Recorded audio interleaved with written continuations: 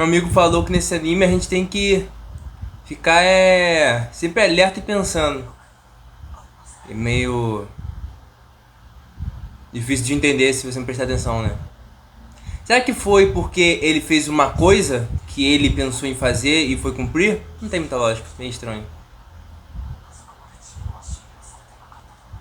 Isso que eu falei. Olha,